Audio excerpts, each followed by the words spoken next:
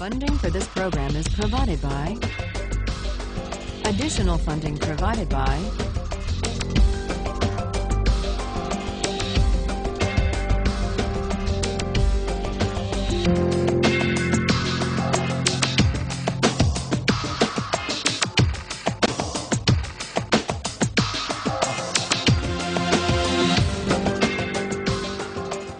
When we finished last time, we were looking at John Stuart Mill's attempt to reply to the critics of Bentham's utilitarianism.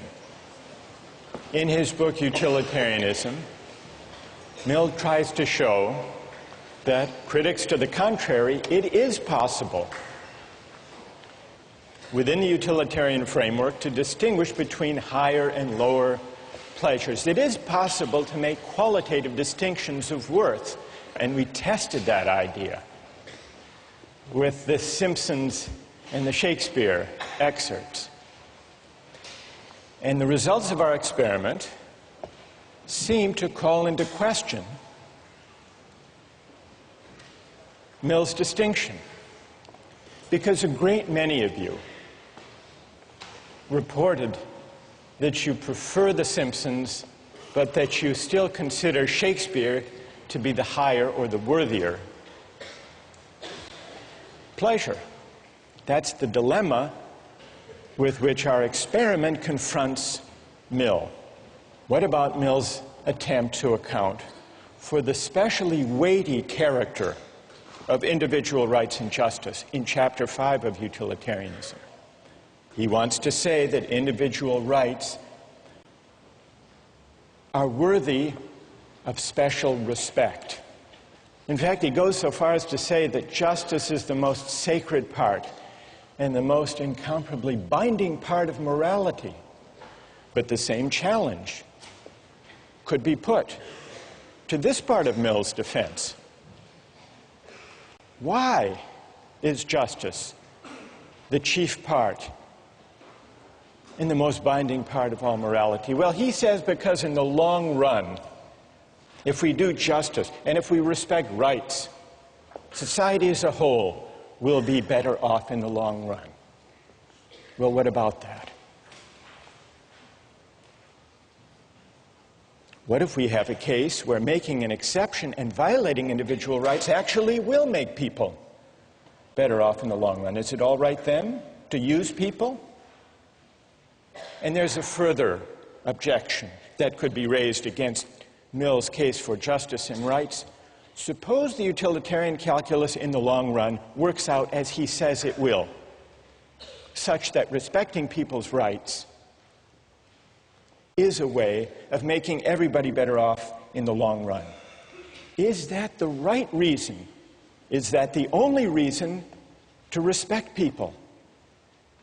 If the doctor goes in and yanks the organs from the healthy patient who came in for a checkup to save 5 lives, there would be adverse effects in the long run.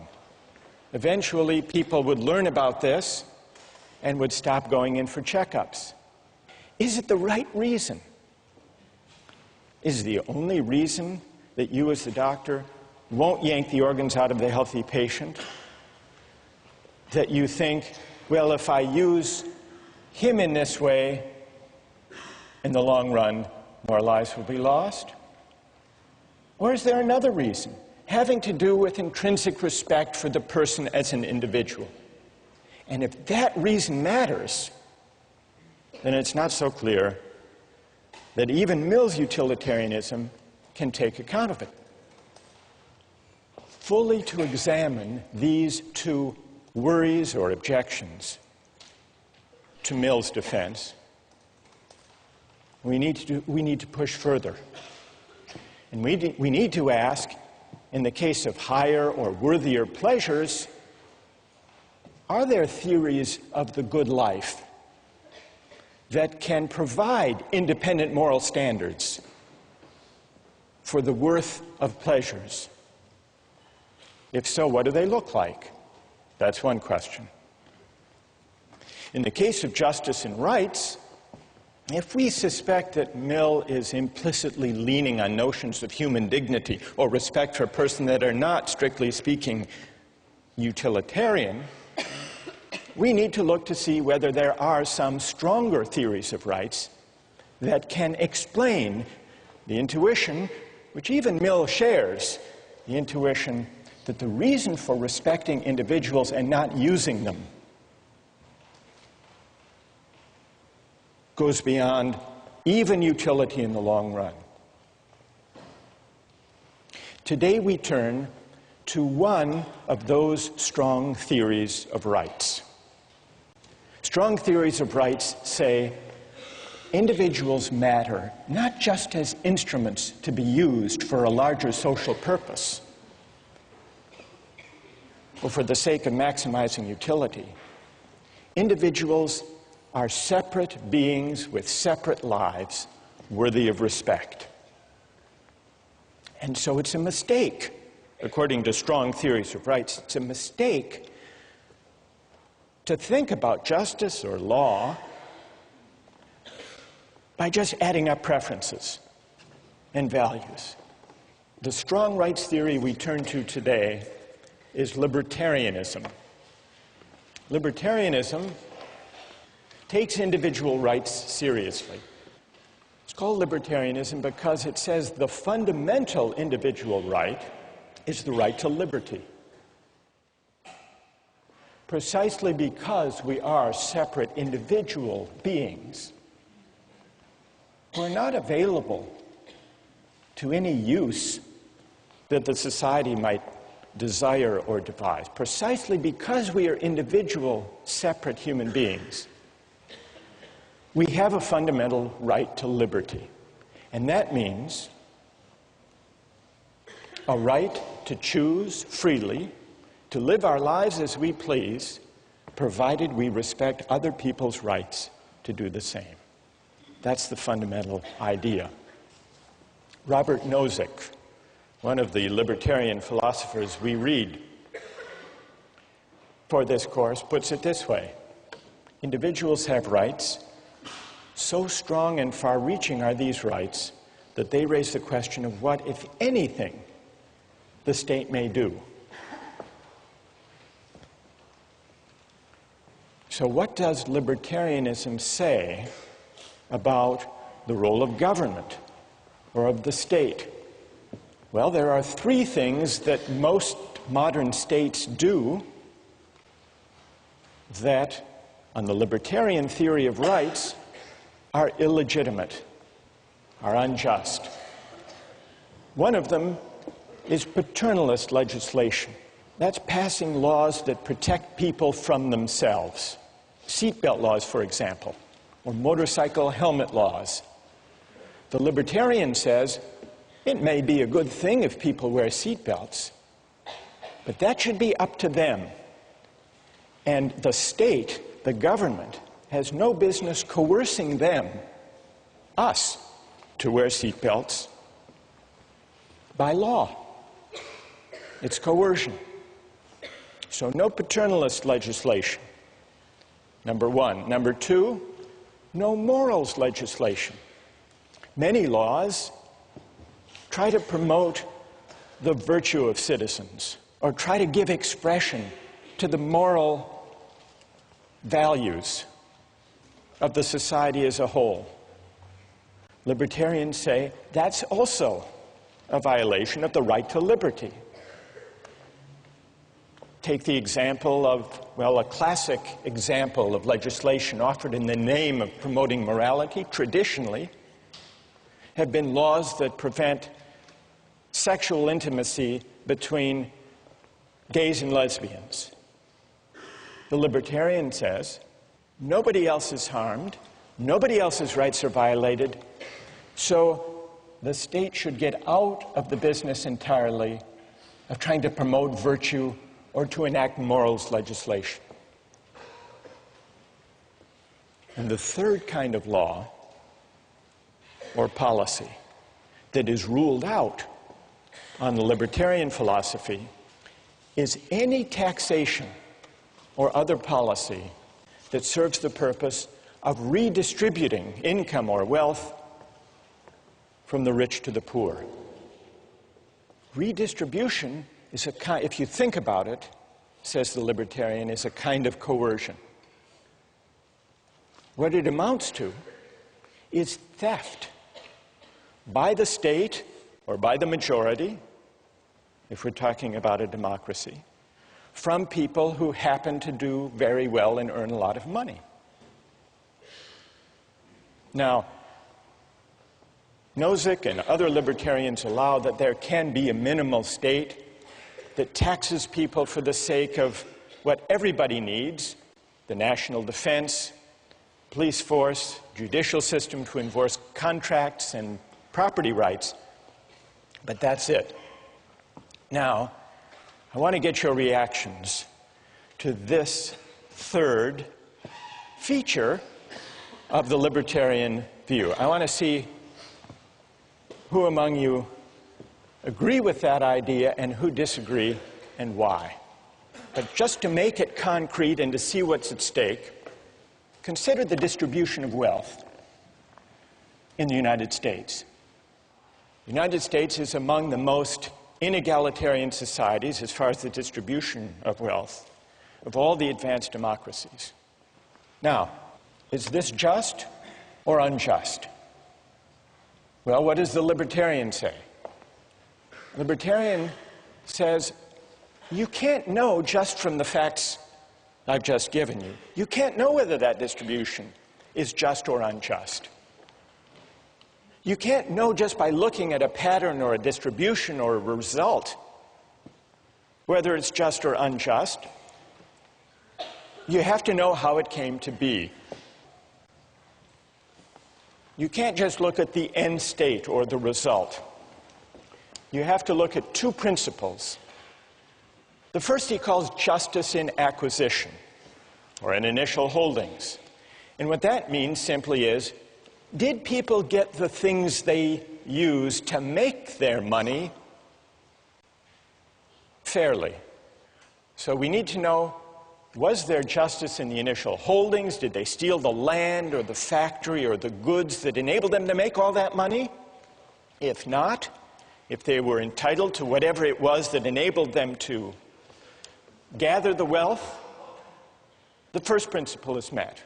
The second principle is, did the distribution arise from the operation of free consent? People buying and trading on the market. As you can see, the libertarian idea of justice corresponds to a free market conception of justice. Provided people got what they used fairly, didn't steal it, and provided the distribution results from the free choice of individuals buying and selling things, the distribution is just. And if not, it's unjust. So let's, in order to fix ideas for this discussion, take an actual example. Who's the wealthiest person in the United States? Wealthiest person in the world? Bill Gates. It is. That's right. Here he is. You'd be happy too. Now, what's his net worth? Anybody have any idea? That's a big number. During the Clinton years, remember there was a controversy. Donors, big campaign contributors, were invited to stay overnight in the Lincoln bedroom at the White House. I think if you contributed $25,000 or above, someone figured out at the median contribution that got you invited to stay a night in the Lincoln bedroom, Bill Gates could afford to stay in the Lincoln bedroom every night for the next 66,000 years.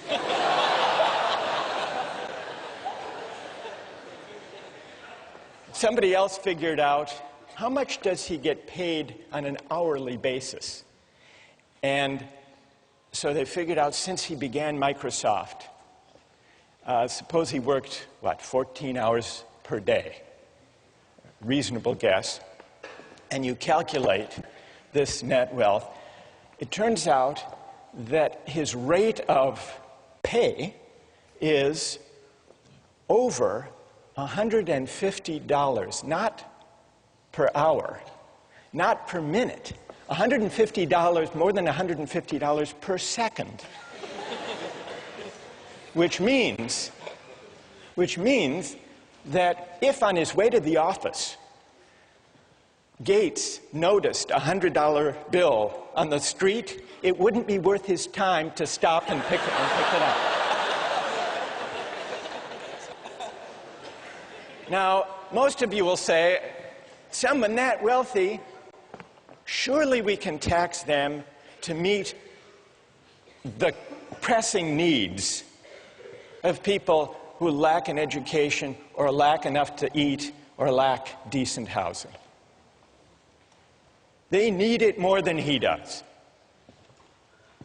And if you were a utilitarian, what would you do? What tax policy would you have? You'd redistribute in a flash, wouldn't you? Because you would know, being a good utilitarian, that taking a small amount, he's scarcely going to notice it, but it will make a huge improvement in the lives and in the welfare of those at the bottom. But remember, the libertarian theory says we can't just add up and aggregate preferences and satisfactions that way.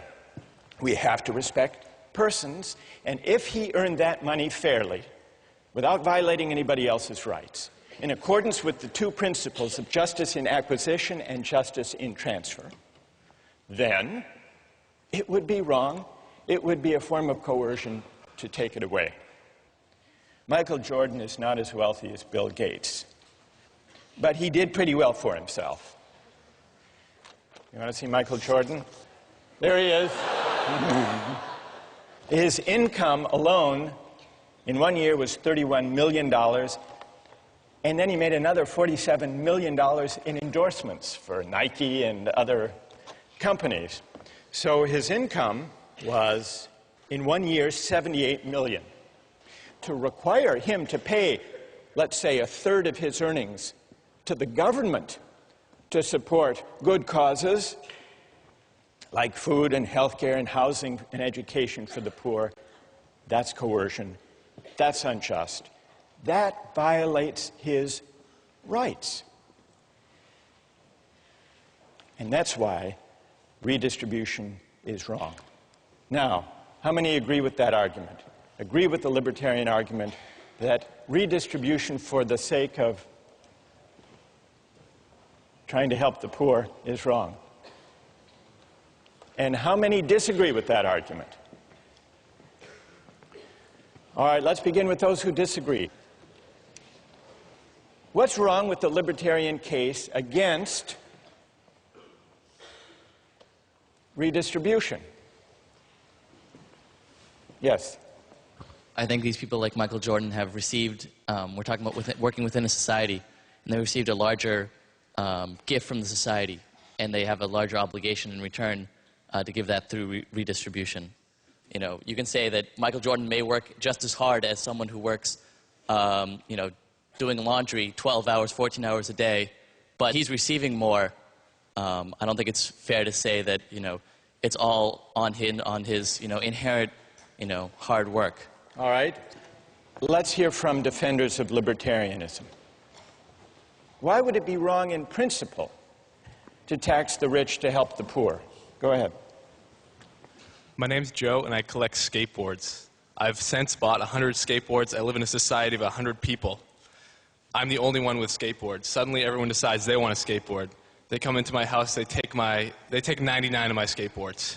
I think that is unjust. Now, I think in certain circumstances, it becomes necessary to overlook that injustice, perhaps condone that injustice, as in the case of the cabin boy being killed for food. If people are on the verge of dying, perhaps it is necessary to overlook that injustice, but I think it's important to keep in mind that we're still committing injustice by taking people's belongings or assets. Are you saying that taxing Michael Jordan, say at a 33% tax rate, for good causes, to feed the hungry, is theft? I think it's unjust. Yes, I do believe it's theft, but perhaps it is necessary to condone that theft. But it's theft. Yes.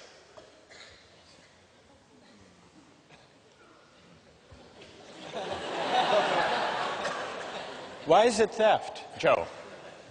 Because Why is it like your collection of skateboards?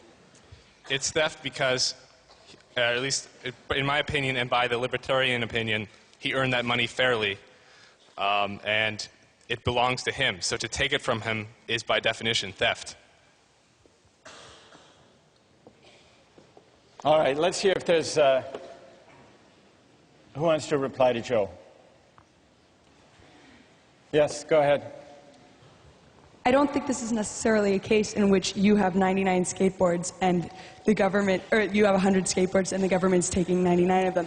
It's like you have more skateboards than there are days in a year. You have more skateboards than you're going to be able to use in your entire lifetime, and the government is taking part of those. And I think that if you're operating in a society in which the government doesn't redistribute wealth, that allows for people to amass so much wealth that people who haven't started from the equal footing in our hypothetical situation that doesn't exist in our real society get undercut for the rest of their lives. So you're worried that if there isn't some degree of redistribution, if some are left at the bottom, there will be no genuine equality of opportunity. All right? The idea that taxation is theft. Nozick takes that point one step further. He agrees that it's theft. He's more demanding than Joe. Joe says it is theft. Maybe in an extreme case it's justified.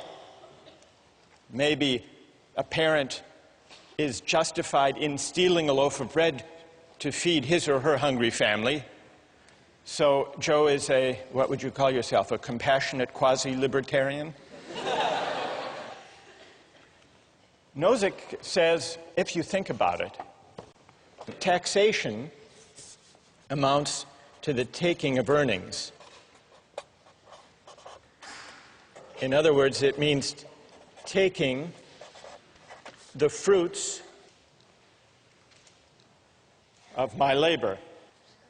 But if the state has the right to take my earnings or the fruits of my labor, isn't that morally the same as, according to the state, the right to claim a portion of my labor? So taxation actually is morally equivalent to forced labor, because forced labor involves the taking of my leisure, my time, my efforts,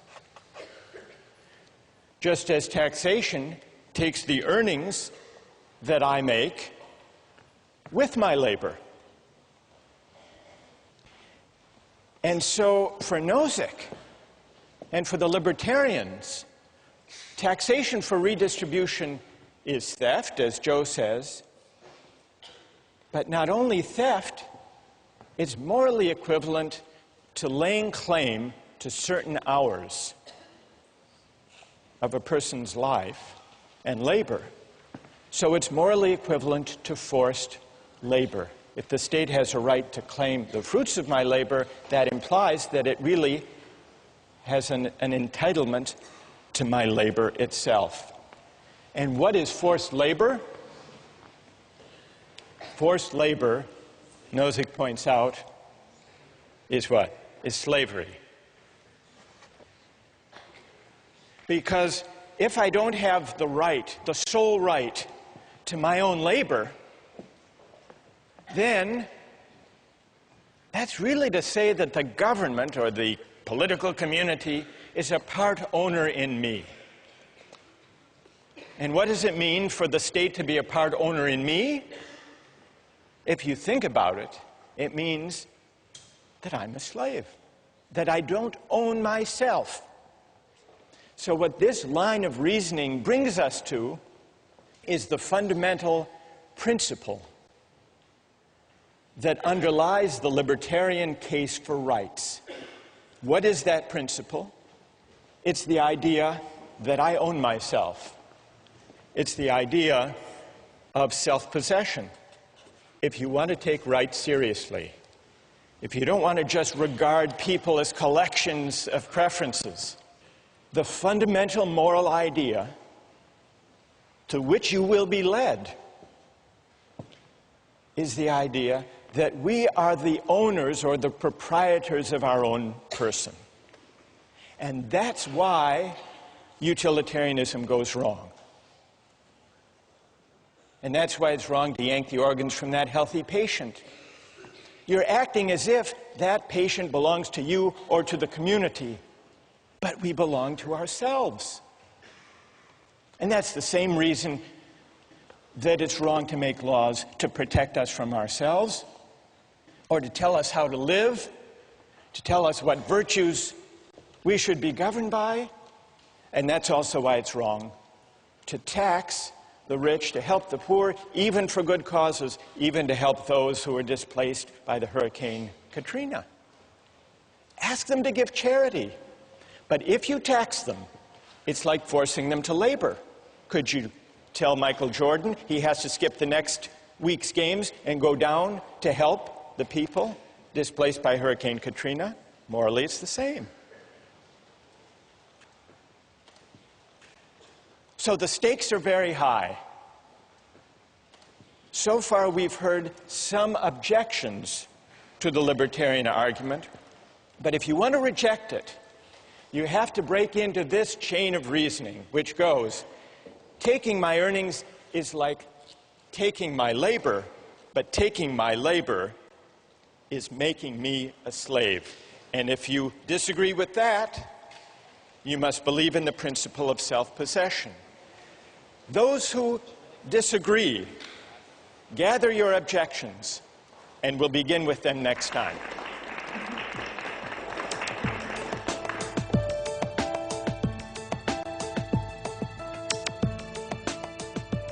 Anyone like to take up that point? Yes. I feel like when you live in a society, you give up that right. I mean, technically, if I want to personally go out and kill someone because they offend me, that is self-possession. Because I live in a society, I cannot do that. Victoria, are you questioning the fundamental premise of self-possession? Yes. I think that you don't really have self-possession if you choose to live in a society, because you cannot just discount the people around you. We were talking last time about libertarianism. I want to go back to the arguments for and against the redistribution of income. But before we do that, just one word about the minimal state. Milton Friedman, the libertarian economist, he points out that many of the functions that we take for granted as properly belonging to government don't. They are paternalist. One example he gives is Social Security. He says it's a good idea for people to save for their retirement during their earning years, but it's wrong. It's a violation of people's liberty for the government to force everyone, whether they want to or not, to put aside some earnings today for the sake of their retirement. If people want to take the chance, or if people want to live big today and live a poor retirement, that should be their choice. They should be free to make those judgments and take those risks. So even Social Security would still be at odds with the minimal state that Milton Friedman argued for. It's sometimes thought that collective goods like police protection and fire protection will inevitably create the problem of free riders unless they're publicly provided. But there are ways to prevent free riders. There are ways to restrict even seemingly collective goods like fire protection. I read an article a while back about a private fire company, the Salem Fire Corporation in Arkansas. You can sign up with the Salem Fire Corporation, pay a yearly subscription fee, and if your house catches on fire, they will come and put out the fire. But they won't put out everybody's fire. They will only put it out if it's a fire in the home of a subscriber, or if it starts to spread and to threaten the home of a subscriber. The newspaper article told the story of a homeowner who had subscribed to this company in the past, but failed to renew his subscription. His house caught on fire. The Salem Fire Corporation showed up with its trucks and watched the house burn, just making sure that it didn't spread. The fire chief was asked, well, he wasn't exactly the fire chief, I guess he was the CEO. He was asked, how can you stand by with fire equipment and allow a person's home to burn? He replied, once we verified there was no danger to a member's property, we had no choice but to back off according to our rules. If we responded to all fires, he said, there would be no incentive to subscribe. The homeowner, in this case, tried to renew his subscription at the scene of the fire, but the head of the company refused. You can't wreck your car, he said, and then buy insurance for it later. So even public goods that we take for granted as being within the proper province of government can, many of them, in principle, be isolated, made exclusive to those who pay. That's all to do with the question of collective goods and the libertarians' injunction against paternalism. But let's go back now to the arguments about redistribution. Now, underlying the libertarians' case for the minimal state is a worry about coercion. But what's wrong with coercion? The libertarian offers this answer. To coerce someone, to use some person for the sake of the general welfare, is wrong because it calls into question the fundamental fact that we own ourselves, the fundamental moral fact of self-possession or self-ownership. The libertarians' argument against redistribution begins with this fundamental idea that we own ourselves. Nozick says that if the society as a whole can go to Bill Gates or go to Michael Jordan and tax away a portion of their wealth, what the society is really asserting is a collective property right in Bill Gates or in Michael Jordan. But that violates the fundamental principle that we belong to ourselves. Now, we've already heard a number of objections to the libertarian argument. What I would like to do today is to give the libertarians among us a chance to answer the objections that have been raised. And some have already identified themselves and have agreed to come and make the case for libertarianism to reply to the objections that have been raised. So raise your hand if you are among the libertarians who's prepared to stand up for the theory and respond to the objections. You are Alex Harris, who's been a star on the weblog. All right, Alex, come here. Stand up. Come. We'll create a libertarian corner over here. And who else? Other libertarians who will join? What's your name? John? John Sheffield. John. Who else wants to join? Other brave libertarians who are prepared to take on, yes. What's your name? Julia Roto. Julia, come join us over there. Now, while Team Libertarian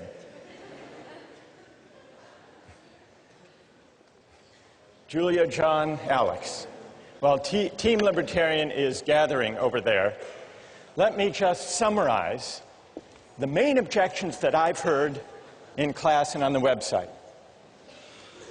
Objection number one.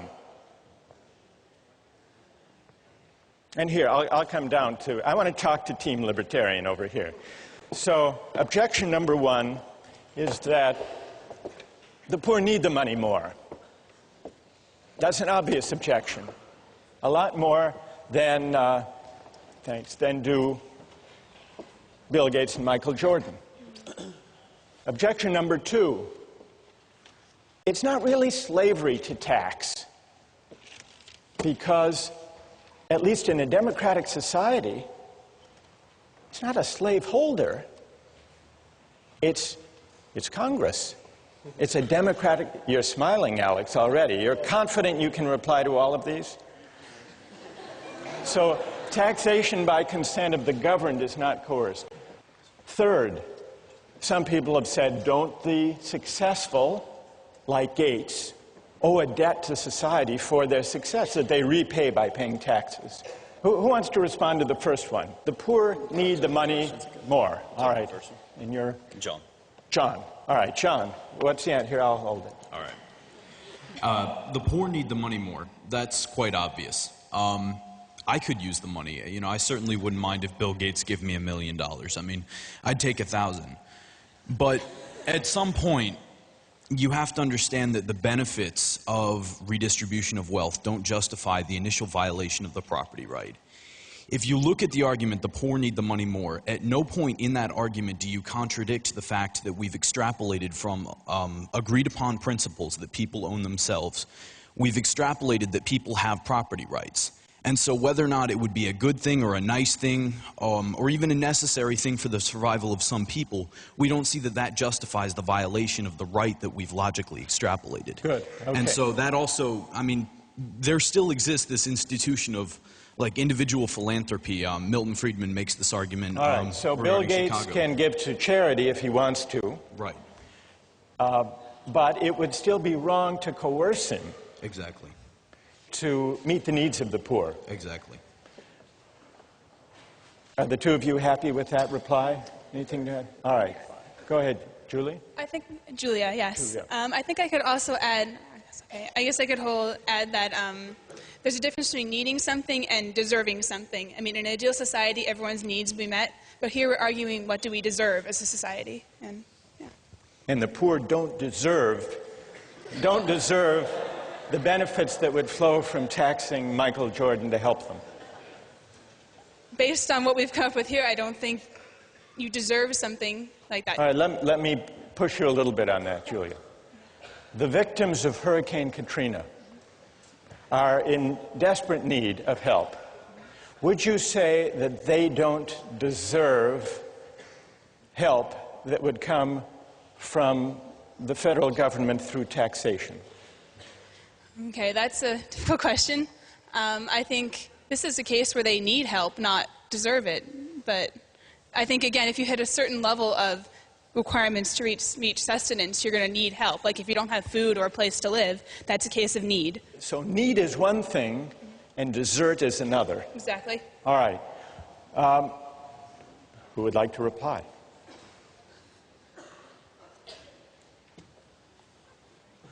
Yes. Going back to the first point that he made about the property rights of the individual, the property rights are established and enforced by the government, which is a democratic government, and we have representatives who enforce those rights. If you live in a society that operates under those rules, then it should be up to the government to decide how those resources that come out through taxation are distributed, because it is through the consent of the government. And if you disagree with it, you don't have to live in that society where that operates. All right, good. So, and tell me your name. Raul. Raul is pointing out, actually Raul is invoking point number 2. If the taxation is by the consent of the governed, it's not coerced, it's legitimate. Bill Gates and Michael Jordan are citizens of the United States. They get to vote for Congress. They get to vote their policy convictions. just like everybody else. Who would like to take that one on? John? Basically, what the libertarians are objecting to in this case is the middle 80% deciding what the top 10% are doing for the bottom 10%. Wait, John. No, I was excited. Majority, don't you believe in democracy? Well, right, but at some point... Don't you believe in, I mean, you say 80%, 10% majority. Majority rule is what? The majority. Exactly, but... In a democracy. Aren't you for democracy? Yes, I'm for democracy, but... hang on. Democracy and mob rule aren't the same thing. Like, mob rule? Mob rule. Exactly. But in an open society, you have a recourse to address that through your representatives. And if the majority of the consent of those who are governed doesn't agree with you, then you're choosing to live in a society, and you have to operate under what the majority of society concludes. All right, Alex, on democracy. Democracy, what about that? The fact that I have won, 500,000th of a vote for one representative in Congress is not the same thing as my having the ability to decide for myself how to use my property rights. I'm a drop in the bucket. And, well... You might lose the vote. Exactly. And they might take... And I will. I mean, I don't have the decision right now of whether or not to pay taxes. If I don't, I get locked in jail. Or they tell me to get out of the country. But Alex, let me make a small case for democracy. And see what you would say. Why can't you, we live in a democratic society with freedom of speech. Why can't you take to the hustings, persuade your fellow citizens that taxation is unjust, and try to get a majority? I don't think that people should have to convince 280 million others simply in order to exercise their own rights, in order to not have their self-ownership violated. I think people should be able to do that without having to convince 280 million people. Does that mean you're against democracy as a whole? No. I just believe in a very limited form of democracy, whereby we have a constitution that severely limits the scope of what decisions can be made democratically. All right, so you're saying that democracy is fine, except where fundamental rights are involved. And I think you could win, if you're going on the hustings, let me add one element to the argument you might make. Maybe you could say, put aside the economic debates, taxation.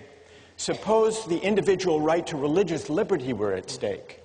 Then, Alex, you could say on the hustings, surely you would all agree that we shouldn't put the right to individual liberty up to a vote? Yeah, that's exactly right.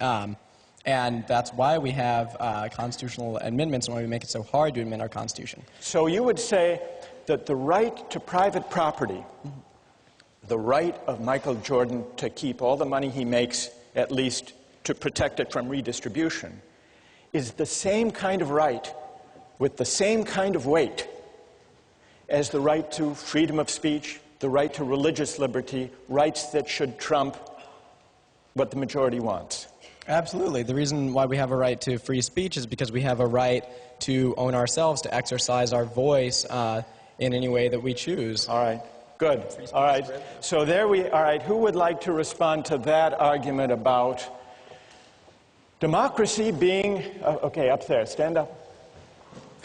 I think comparing religion and economics, it's not the same thing. The reason why Bill Gates was able to make so much money is because we live in an economically and socially stable society.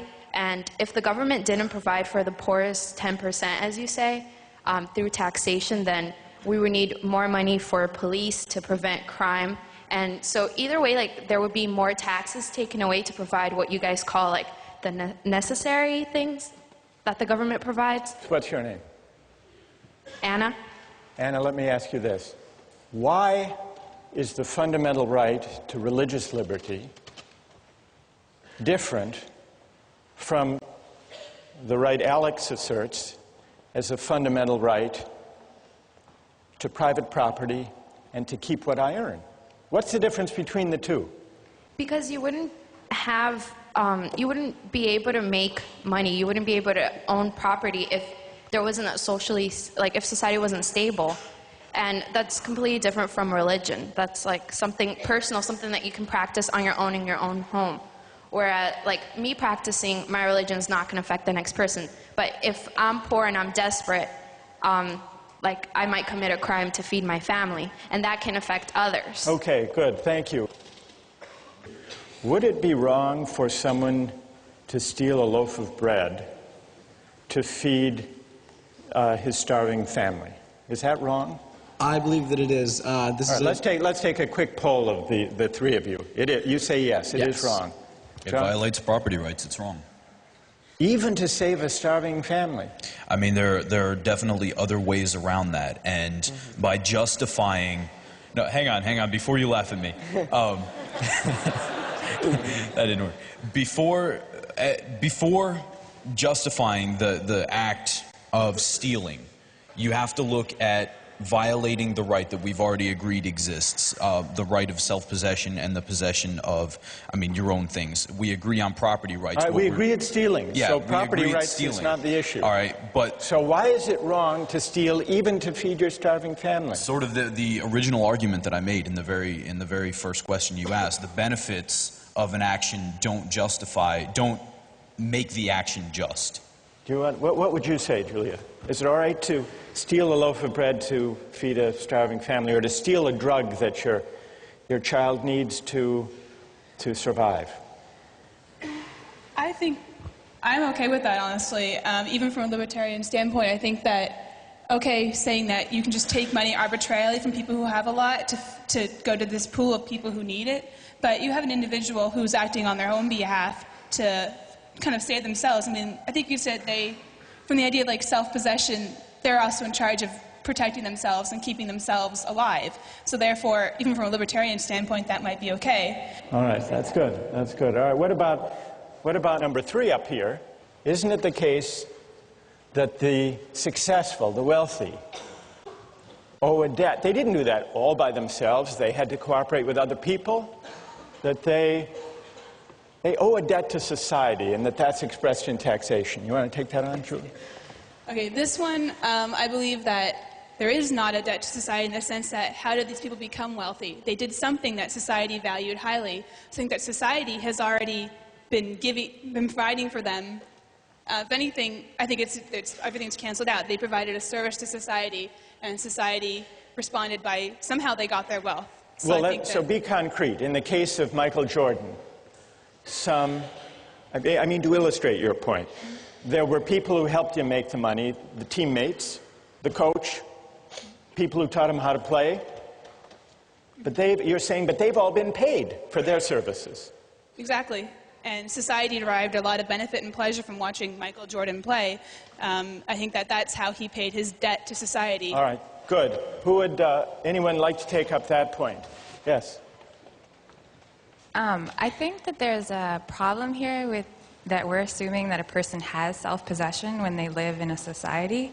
I feel like when you live in a society, you give up that right. Technically, if I want to personally go out and kill someone because they offend me, that is self-possession. Because I live in a society, I cannot do that. I think it's kind of equivalent to say, because I have more money, I have resources that can save people's lives. Is it not okay for the government to take that from me? It's self-possession only to a certain extent because I'm living in a society where I have to take account of the people around me. So are you questioning, what's your name? Victoria. Victoria, are you questioning the fundamental premise of self-possession? Yes. I think that you don't really have self-possession if you choose to live in a society because you cannot just discount the people around you. All right, I want to quickly get the response of the Libertarian team to the last point. The last point builds on, well, maybe it builds on Victoria's suggestion that we don't own ourselves. Because it says that Bill Gates is wealthy, that Michael Jordan makes a huge income, isn't wholly their own doing. It's the product of a lot of luck. And so we can't claim that they morally deserve all the money they make. Who wants to reply to that? Alex? You certainly could make the case that it is not, their wealth is not appropriate to the goodness in their hearts, but that's not really the morally relevant issue. The point is that they have received what they have through the free exchange of people who have given them their holdings, usually in exchange for providing some other service. Good enough. I want to try to sum up what we've learned from this discussion, but first let's thank John, Alex, and Julia for an excellent, a really wonderful job.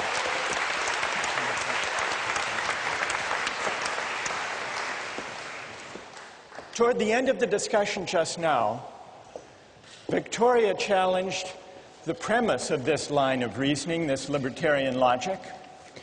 Maybe, she suggested, we don't own ourselves after all.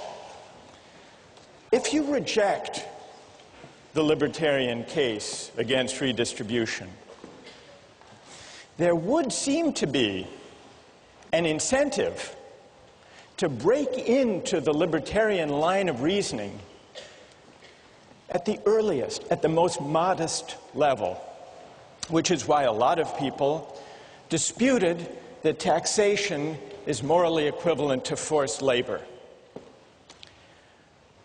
But what about the big claim, the premise, the big idea underlying the libertarian argument? Is it true that we own ourselves? Or can we do without that idea and still avoid what libertarians want to avoid, creating a society and an account of justice where some people can be just used for the sake of other people's welfare or even for the sake of the general good?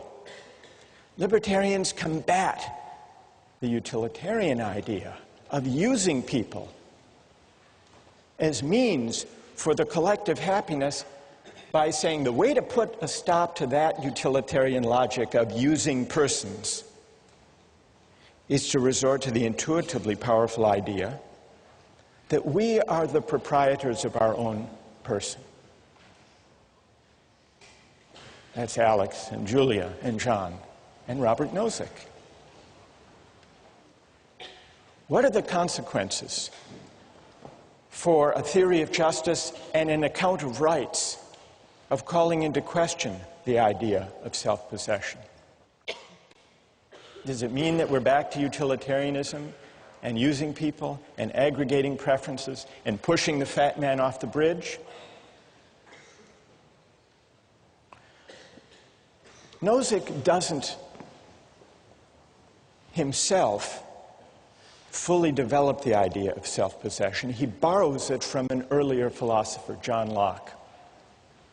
John Locke accounted for the rise of private property from the state of nature by a chain of reasoning very similar to the one that Nozick and the libertarians use. John Locke said, private property arises because when we mix our labor with things, unowned things, we come to acquire a property right in those things. And the reason is that we own our own labor. And the reason for that, we are the proprietors, the owners of our own person. And so in order to examine the moral force of the libertarian claim that we own ourselves, we need to turn to the English political philosopher John Locke and examine his account of private property and self-ownership. And that's what we'll do next time.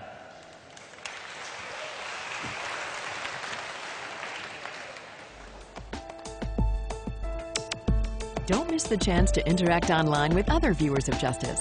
Join the conversation, take a pop quiz, watch lectures you've missed, and learn a lot more. Visit justiceharvard.org. It's the right thing to do.